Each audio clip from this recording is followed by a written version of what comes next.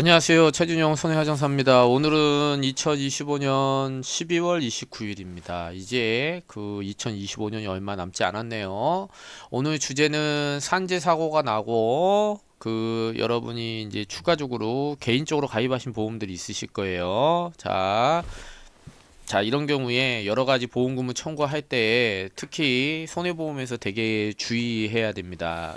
물론 이제 생명보험도 직업고지를 문제 삼긴 하지만 특히나 이제 손해보험 상품에 여러 가지 다 적용이 되기 때문에 음, 어떤 것들이 있을까? 뭐 후유장애뿐만 아니라 여러 가지 있어요. 자, 저는 최준용 손해하정사였고요. 예, 젊었을 때 여기저기 방송에 많이 출연했습니다. 손해하정사가 뭔지는 여러분이 검색하셔서 파악하시면 되고 제 연락처는 이렇게 공개가 되어 있기 때문에 언제든지 전화하셔서 연락 주시기 바랍니다. 산재 사고 경우에는 근제보험이나 개인보험을 청구할 수 있습니다. 자, 그래서 산재는 국가에서 보상 처리해 줄 거고요. 하지만 그 개인보험에서의 후유장애는 중복 수령이 가능합니다. 예, 그래서 치료비나 이런 부분에 있어서는 약간 제한이 있겠지만 역시나 6개월 뒤에 후유장애나 이런 게 있으면 산재도 보상받으시고 또 산재에서 100%를 보상해 주는 건 아니거든요. 그래서 근제보험 사고 제가 마지막에 제 유튜브를 소개하면서 근제보험 청구했던 것도 제가 올려놨습니다. 그래서 이렇게 재해 경위가 추락을 하셨네요. 실제 이제 올해 작년에 해서 올해 이제 처리 6개월 뒤에 하신 분인데 자 3m 아래로 이렇게 추락을 하셨어요. 자 그래서 니스프란 관절이 어딘지 잘 모르시는데 이 발등에 있습니다. 발등에 이렇게 발가락과 연결된 것이 니스프란 관절인데요. 인대도 이제 다치시고 이렇게 추락하면서 아무래도 이게 좀 뭡니까 정상적으로 기울어져서 추락을 하셨기 때문에 다행히 발 한쪽 발 이쪽만 왼쪽만 좌측만 이제 그렇게 3m면은 그렇게 높은 데는 아니지만 그래도 이렇게 인대가 끊어지고 리스프랑 관절이 고절이 되셨어요. 자, 이렇게 팅팅 부었습니다. 근데 너무나 재활을 잘 하셔갖고, 예, 발목이 정상으로 돌아왔습니다. 발목 관절은 총 110도로 보고요. 여기 보시면 4분의 1 이상이 제한이 돼야 돼요. 그러니까 4분의 1이 안 돼야 되는데, 그럼 82도까지 나오면 12급이신데, 이분이 보시면은 90도까지, 90도 동통장애 해서 너무 발목 관절이 너무 잘 움직이세요. 예, 그래서 조금 82도인데, 뭐 83도, 4도면 어떻게 좀 선생님과 의사 선생님한테 잘 비벼서 말씀드려 보겠는데 90도까지 나오기 때문에 대신에 14급은 못 받지만 어떻습니까? 예, 14급에서 신경 증상 이게 뭐냐? 그 발목에 아직 그 통증이나 이런 것도 여러 가지 남아 있다는 거예요. 동통, 발목 관절에 일반적으로 인대가 끊어지고 했기 때문에 14급도 뭐 12급을 못 받아 아쉽긴 하지만 너무 재활을 오래 가져가셨고 그래서 휴업 손해가 많으시죠. 예. 장애급여도 그래도 14급으로 적은 게 아니다. 한 1,000만 원 정도 나온다고 보시면 됩니다. 일용직 근로자가 있으신 분들은 내가 장애를 받으면 한 1,000만 원 정도 좀 넘게 받겠구나 라고 이제 생각하시면 되고 내가 인대가 끊어지거나 어디가 복합골절이 되면 무조건 14급은 내가 받을 수 있겠구나. 12급이 나올 수 있느냐 없느냐의 문제인데 이제 너무 이제 재활을 열심히 하시고 재요양 요양을 막 연장 신청하시면 쉽진 않죠. 예. 그래서 중간중간에 이제 그 각도나 이런 것도 한번 저희를 만나서 한번 측정을 받아 보셔야지 시기를 정확하게 정할 수 있을 것 같습니다. 예. 자, 그래서 다친 부위 통증으로만 14급 받을 수 있다는 거, 여기 관련해서 인정 기준을 제가 여기다가 다운로드 해놨으니까 보시고요. 저희는 추가적으로 이렇게 근제보험 있습니다. 예, 근제보험 관련해서는 제가 오늘 주제가 다른 거기 때문에 근제보험 청구나 이런 부분에 대해서는 유튜브로 들어가서 보시면 될 것 같아요. 자, 산재 사고에는 근제보험을 가입하기에 추가적으로 어, 추가 청구가 들어갑니다. 예, 그 요 부분은 제가 맨 마지막에 유튜브에다 링크를 걸어놨으니까 보시면 되고요.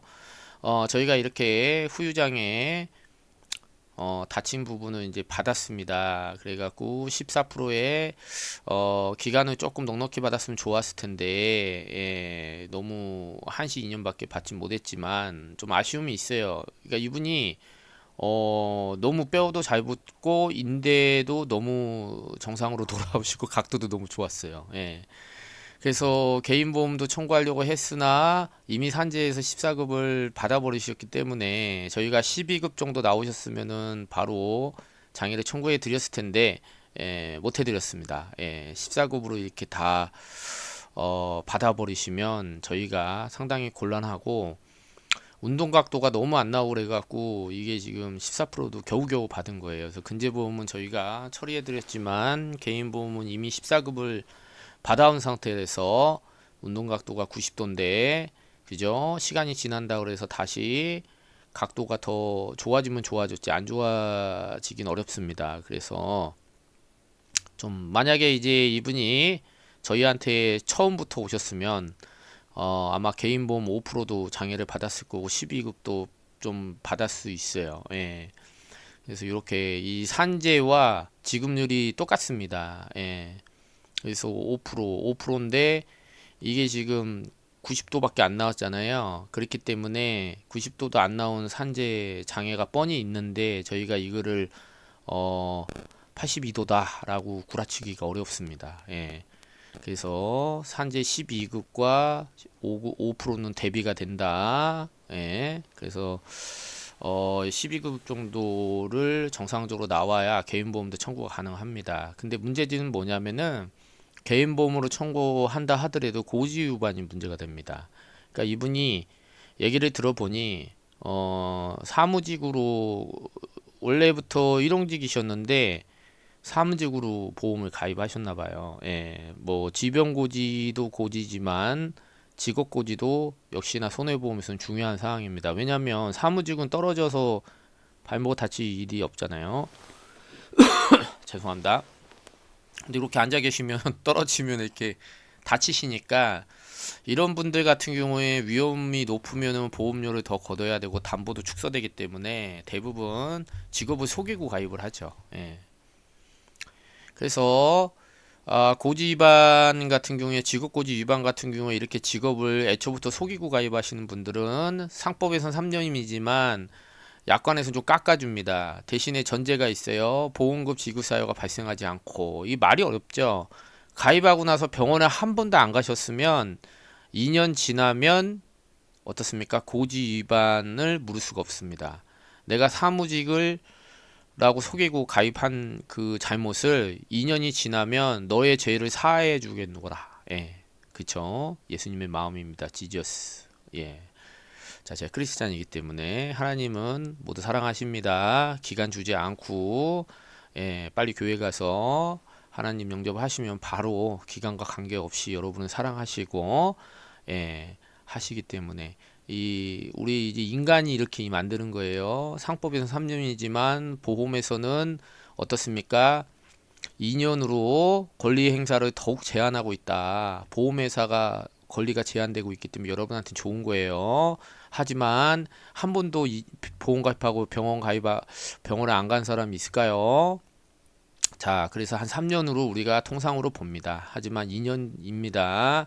자, 고지반 하더라도 자, 요거는 제가 말씀드렸고요. 자, 이분은 이제 고지반은 맞아요. 근데 자, 기간이 2년이 지나서 예를 들어 3년도 지났다 치죠. 4년 만에 이렇게 추락했다라고 하면 그 3년 지나면은 뭐라 그랬어요? 너의 죄를 사해 준다 그랬잖아요.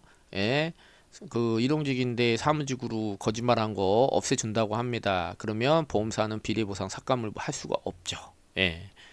자, 누가 그러냐? 대법원에서 2024년에 자, 일용직인데 일용직으로 사고 났어. 위험 증가가 없죠. 예. 근데 죄를 사해 준대. 3년 지났대. 자, 그러면 이렇게 보는 겁니다. 고지 위반은 문제 삼을 수가 없어요. 예. 자, 그러면 일용직으로 원래부터 일용직이었어요. 근데 사고 난 게 일용직이다. 그럼 무슨 위험의 증가가 있나요? 그죠? 예, 증가가 없습니다. 그렇기 때문에 보험사는 삭감하지 못한다. 근데 예를 들어서 일용직인데 이분이 뭐 일용직이 아니라 뭐 더 위험한 뭐 창문 닦는 뭐 고층 빌딩에서 일을 한다. 그 뭐 그렇다고 치죠. 그게 더 위험하다고 보험에서 이제 판단한다. 뭐 일용직은 2급인데 더 위험한 건 급수가 올라가거든요. 3급이다. 그러면 위험의 증가가 있죠. 예. 자, 이런 경우에는 삭감 처리해도 된다. 근데 일용직인데 일용직으로 떨어진 거죠. 예, 고충 빌딩으로 항상 상주해서 높은 데에서 근무하는 것이 아니라 일용직이기 때문에 지상에서 떨어지지 않는 데서 근무할 수도 있는 거죠. 하지만 책상머리에 앉아갖고 아까 그림 보듯이 사무직보다는 떨어질 위험도 있고 하기 때문에 급수가 다릅니다. 자, 하지만 그런 고지를 위반했다 하더라도 2년 병원 한 번도 안 가고 근데 3년 병원 갔어요. 그러면 1년이 연장되는 겁니다. 법에서는 3년이지만 보험회사는 1년을 줄여줄 테니까 어느 보험 많이 가입하세요 라고 지들이 제안을 한 거예요. 자, 근데 조건이 보험금 지급 사유가 발생하지 않고 보험금 지급 사유라고 하는 건 뭐냐면 여러분이 영수증을 끊어서 보험회사로 제출해야 될 사유가 발생한 경우 뭐 감기 걸려갖고 한 번이라도 병원 가서 의료비가 뭐 나왔다 그러면 3년이죠. 예, 요것도 상당히 중요합니다. 2년이냐 3년이냐 보험회사는 또 3년 주장해요. 법으로. 하지만 약관상 2년이다. 그래서 저희가 2년간 병원을 한 번도 안 갔다라는 걸 입증을 합니다.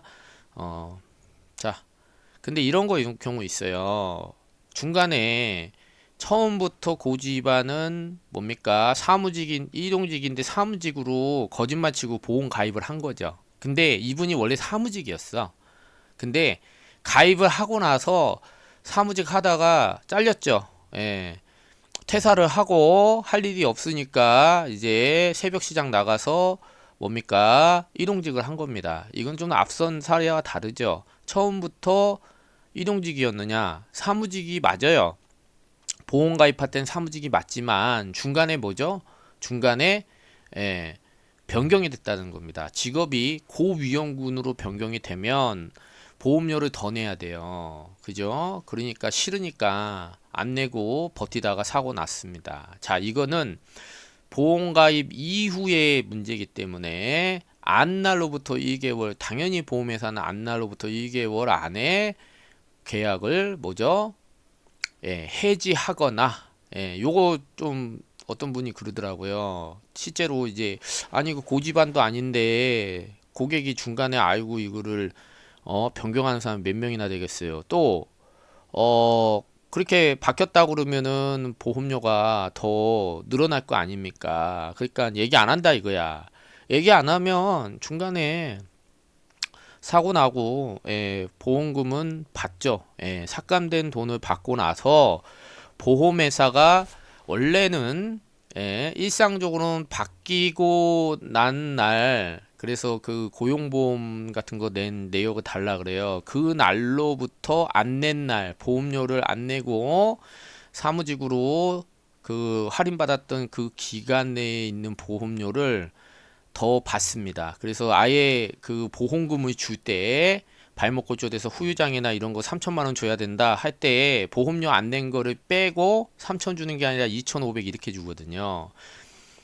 그래서 일용직으로 바뀐 날 보험회사가 아예 어떻게 알아요? 보험회사 다 압니다. 그래서 일용직이라도요 세무신고 고용보험은 내게 돼 있어요. 그래서 고용보험 납입 내역서를 달라 그런다고요. 안 내면요 안 내면은 저기 처리 안 해줍니다. 낼 수밖에 없어요. 내세요 돈 준다고 하는데 조금 삭감돼서 받죠 뭐. 그래서 삭감돼서 보험금도 받지만 지금까지 사무직으로 돈 덜 냈던 거, 그 차액분을 계산해서 고용보험을 첫날 납입한 날로부터 일용직으로 근무했던 날까지의 석 달이다 그러면 석 달치 그 차액분 보험료 안 낸 거 뭐 10만 원이면 10만 원, 석 달이면 30만 원이잖아요. 그것도 공제를 합니다.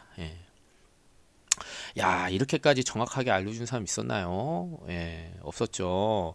이건 고지 위반이 아니고요. 중간에 변경됐을 경우. 근데 보험회사가 돈 걷는다고 하는 거는 싫다고 막 왜 걷냐 이렇게 하지 마십시오. 그거 계약을 보험회사가 어쨌든 간에 두 가지 선택지가 있거든요. 아예 계약을 날려버리든지 아니면 그렇게라도 돈을 걷어서 계약을 유지하려고 하는 거예요. 그래서 그렇게 많이 유지하려고 합니다. 보험회사도 이득이니까. 근데 가입하자마자 떨어져서 막 크게 다치고 이런 분들은요. 보험회사가요 사정 안 봐줍니다. 그래서 최근에 KB에서 그냥 계약을 해지해 버려요. 그냥 예, 그래서 그거 물어보시던데 아니 고지반도 아닌데 중간에 위험 변경된 거는 보험사가 해지할 수 있습니까? 예, 해지할 수 있습니다. 해지도 가능하고요. 아니면 보험료를 추가로 걷고 유지시키는 것도 가능합니다. 둘 중에 하나 보험회사가 하고 싶은 대로 하는 거예요. 그렇다고 해지를 못한다라는 건 아닙니다. 그래서 고지 위반은 아니에요. 보험가입할 땐 사무직으로 근무했었어요. 근데 중간에 변경됐습니다. 예, 이동지. 자, 이런 경우에는 보험사 한 두 가지 선택지가 있다. 해지하고, 그죠? 예, 해지하고 보험금도 삭감 지급하든지 아니면은 유지시키든지. 예, 그렇습니다. 그래서 보험가입 후에 직업이 바뀌면 고지하셔야 됩니다. 이를 위반한 경우에 나중에 보험금 받으실 때 삭감 처리되는 건 감수하셔야 돼요. 그래서 자, 저는 최준용 손해사장사였고요. 산재도 잘 알고 근재도 잘 알고요. 손해보험, 생명보험에 대해서도 많은 경험을 갖고 있죠. 여러분이 강의 들어보시면 아, 이 사람은 진짜 많이 아는구나. 그죠? 예, 다 경험을 했습니다. 그래서 제 보상 채널에 들어오셔갖고 자 구독 좋아요 눌러주시고요. 아 이거는 거의 유력하죠. 예, 보험 실무하시는 분들이나 이런 분들은 상당히 이 깊이 있는 내용에 반합니다. 제가 근제보험 관련해서도 여기다 이렇게 해놨거든요. 아 정말 이렇게 진짜 빤스까지 벗어갖고 다 가르쳐주는 진짜 대가 있나요, 여러분? 예. 뭐 제 자랑은 아니고 예. 궁금하시면 전화 주십시오. 예. 자, 저는 최준용 손해사정사였고요. 오늘 하루도 즐거운 하루 되십시오. 감사합니다.